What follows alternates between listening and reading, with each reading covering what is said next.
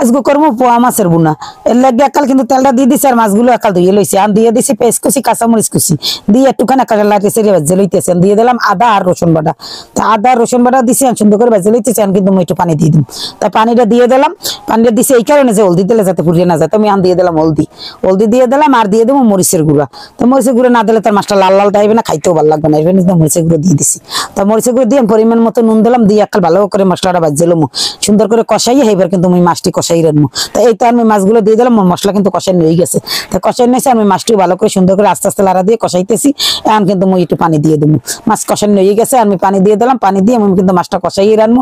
এরকম কষাই মাছ রানলে কিন্তু ভালো লাগে। তা কেডা কেডা এরকমের মাছ কষাই রান্ধেন বা রানতে খাইতে ভালো লাগে কিন্তু মোর কমেন্টে জানাইয়েন। তা এখন কিন্তু আমি দিয়ে দিলাম টমেটো আর ধনিয়া পাতা দুইটাই একসাথে দিয়ে দিছি, একটু ধনিয়া পাতাটা ভেজার দরকার আছে এর লেগিয়া। তাই এখন দেখেন মোর মাছ কিন্তু ইয়ে গেছে এককালে কালারটাও সুন্দর, এককালে লাল লাল হয়েছে কারণ টমেটো দিছি না এই কারণে।